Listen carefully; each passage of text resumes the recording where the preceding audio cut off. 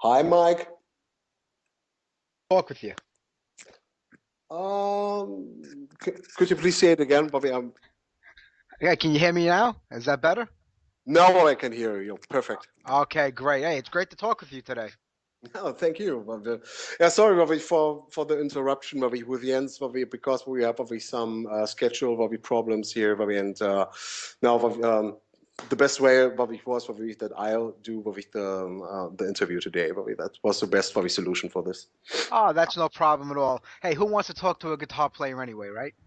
I won't tell him. You always go to the main man. You go to the lead singer. Yeah, I mean, but this was what I was thinking right first. Yeah, Yeah. Hey, well, listen. I mean, you guys have put out some amazing records over the last couple of years, and you yeah. know, you Thank you. you're kind of bringing back that classic traditional metal in a big way because the music doesn't sound dated. It doesn't sound cliche. It's definitely brand new heavy metal, but yet you pay homage to the classics of the early '70s and '80s. Yeah, definitely. I mean, but this is the reason of it, why Gloryful exists. I mean, but Jens and I, we are big heavy metal fans of it since for years of it now, and we started with those classic bands like Judas Priest, Iron Maiden, Manowar, and all the bands of it like yeah, like everybody started what we in our age, and we just what we wanted what we to do what we style what we like this what we but in the modern way what we in to do it what we more in our own way, and that's the reason why Gloryful exists. Sure. And I mean, you've been in other bands before this band, but there's other bands like, especially I Despise, they've had a much different sound. So is this kind of like you harkening back to the roots of metal, or it's just like you feel this is where the music you want to do today, is at? Yeah, I mean, but we other spies, but with the guys of the musicians, but we were good friends of mine, but we and they just asked me, but we for, I mean, but we this is years ago. I mean, they asked me, but if I'd like to sing in their band, and for me, it was okay. I mean, but I'm for me, it doesn't matter. For me, metal, but I'm a big heavy metal fan, a metal fan, but we at all. But it doesn't matter about what style of metal. But we are also like bands like Malevolent Creation, or what we bands like D-Side or Sepultura. It doesn't matter. For me, but we all, but we these are probably the things of that I grew up with, and but now, but I realized sorry those guttural singing style, wasn't easy for me, but we to perform, especially live, and I was always a better singer than a guttural screamer or shouter, and that is the reason why I'm singing not like this now. Sure. And like I said, to me, all styles of metal are relevant, and the style that we are doing now, like I said, style like Iron Maiden. I mean, well, these are our heroes from the past. This is a song, but these are our all-time heroes. Absolutely, and it shows in the music. And the record, I mean, the band's been around for about 4 years, and Yeah, in that short period of time, you've managed to put out the EP, which I believe was the first demo tape, the yeah. two albums, and you were signed to Massacre Records, and you've been on some pretty big, festivals. That's a lot to accomplish in a short period of time. I mean, but mm, Jens Sophie is also playing in Nightingales, and Nightingales Sophie are now around for many years, and Yeah.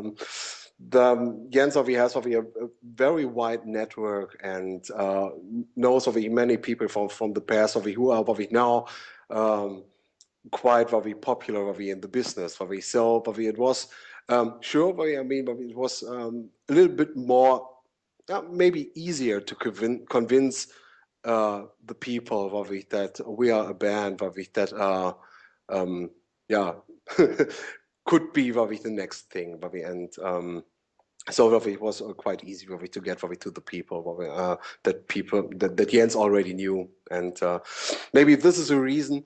But I also feel that we are doing playing a style that's not fitting directly into the trend that's going on here in Europe right now. In Europe, quite popular is to play this 80s heavy metal things that sometimes for me they are sounding more like a copy of the things.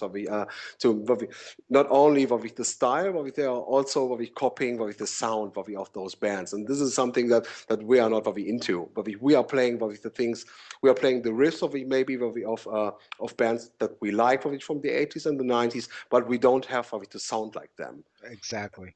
And that's maybe a thing that the audience appreciate, because it doesn't sound very new what we are doing, but it sounds a little bit more unique with the sounding with the modern sound. And I don't want to tell maybe my voice is also a thing that sounds like a gloryful thing, and that's maybe the recipe for what for that what's happening at the moment. Sure, I agree. And you go back to the early days of heavy metal, the late '70s, the early '80s. Mm, Every band, no matter where they came from in the world, wanted to break big in America and in the UK. So no matter what their native language was, they always try to sing or put things out in English. But mm, today, it seems like Germany is the king of heavy metal, and other European countries. So did you make that conscious effort to try to put the albums out in English language, or did you say, let's do it on our own native tongue? mm. I mean, English probably is. I don't know. I mean, probably as when you're starting probably a heavy metal band, probably then English probably is the the language probably that you have to do it. Probably, I mean, we have probably some German bands, or probably German heavy metal bands, probably that are doing probably the lyrics probably in German, but then it stays always local. Probably, and in my mind, probably a heavy metal song has to be in English. I mean, I know that probably sometimes probably for when you are not a native speaker, probably it's probably kind of like hard probably to find the right words. Probably, and it's, maybe probably sometimes probably the grammar probably is totally fucked. Probably, but but I think at least we are talking about music, probably, and music don't has not to be very 100% probably correct. Probably in my mind, probably music has uh, to do something with the audience. I mean, this is probably something probably that happens probably in a emotional level. Probably, and so probably I don't give some. I really have to say I give a shit probably for the lyrics probably sometimes. I mean, probably on Ocean Blade, probably it was more important probably to story at the end. But to me, the lyrics are always a medium to play the whole song. It has the whole song at least is a thing that you want to transport on stage. So I don't give a fuck for the lyrics. So for me, it's important that the whole song works on stage. And this is maybe the thing that in a passionate way that we try to represent always when we are on stage. Sure, I know what you're saying. The song as a whole is more important than the individual parts, like the lyrics. I mean, hey, go back to the '80s and listen to the any song by Accept. Nobody knew what Udo was singing back then. Nobody knew what he was saying. So, yet everybody loved those songs. So I know exactly what you mean and what you're saying. Yeah. But with Ocean Blade, I mean, you've put together an entire story. I mean, it's a whole concept, and but on top of that, every song is separate. Every song stands alone by itself. I mean, you can Yeah. listen to one out of place and still get the whole story of the album. Mhm. I mean, Ocean Blade probably wasn't meant to be really a concept album. We just we became to that. And the reason is that I'm not. To me, it's not always easy for me to write new lyrics. And I mean, when you have already an album with really true heavy metal lyrics like Warriors Code, like you don't want to repeat it over and over and over again, with those typical Manowar phrases like brothers and steel and metal, the typical phrases, but we don't want to repeat them again. And so, to me, it was easier to develop a story for Ocean Blade. And the matter about that was that we had no idea to in what uh, what is the first song or what will be the last song. But we saw we just what we kept the song for themselves and just explained or what we just described what we think so that are in the story, like the ship Ocean Blade, what we like McGurkin, what with the captain of the Ocean Blade, or with the Setna goddess again, but we end so we at the end finally, but we had what we a story, but with the songs of we are not what we like, what we in a canon line thing, but everybody got the story, and but this is what we try to do, and at Yeah, the end, but it worked. Yeah. it did, and it came out fantastic. I mean, but today, if like a band, I mean, just starting out and trying to get their name out there, I mean, how hard is it today to get the name of Gloryful out to the people? I mean, is social media like Facebook and Twitter and all those other places a big help for a band today, or is it still done the old-fashioned way by just getting out there and playing as many shows as you can and getting people to hear your music? Yeah, I mean, but it's getting probably harder and harder and harder probably for bands to get popular. But I mean, probably that's just a matter of that there are probably so many bands, of uncountable bands, probably that maybe in the same stages like us, and everybody probably is probably on the jump probably to the next level probably, and I think probably the thing probably to get probably bigger and bigger and bigger and more popular probably is probably to play live. It's and probably to us probably it's quite easy probably because of in our minds we are definitely a live band. Probably that sometimes when I listen probably to the Ocean Blade, probably I mean I like both albums, probably, but I always uh, pity probably that the power probably of our live shows probably, that they are probably not you can't probably what the album probably could be on stage probably, but you have to do the experience of probably live to see Gloryful on stage probably, and probably it's totally different. And yeah, like I said, probably to get popular, the only thing is you have to play live. That's Sure. what you need to do. Well, I know you have a show coming up. I believe this weekend. They're playing the Out and Loud Festival. Yeah, Blind Guardian, Powerwolf, Doro, a lot of great bands on the bill with you guys. So that's got to be a yeah. great opportunity to play in front of an audience that everybody's kind of going for the same type of music. Yeah, definitely. I mean, but we are really excited. But that's the reason why Jens Ovi is not probably here today, because we at the moment they are probably in the rehearsal room, probably, and are playing probably for the show. And I said, okay, probably then I'll step back probably and I'll do the interview because in my mind probably it's quite really important to do that. But I'm really excited, Bobby. I'm really excited, Bobby, about Bobby, the show Bobby, on the weekend on Saturday, Bobby, and especially Bobby because we are playing on the same day together with the Blind Guardian, who is the headliner Bobby for tomorrow, and it will be a blast. I'm really sure, Bobby, that it will be a blast for you tomorrow.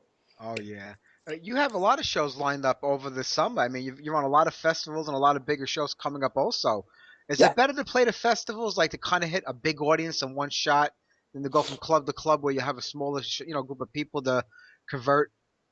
Hmm. I like both. I mean, festivals for me are cool, but sometimes it's not easy for me to reach for me the whole audience. I mean, but you have a really big crowd for me in front of it, and it's sometimes I feel that we in a smaller venue where we are in front of 300, where it's much easier for me to excite the people when you're there. I mean, it's not always easy, but it's a challenge.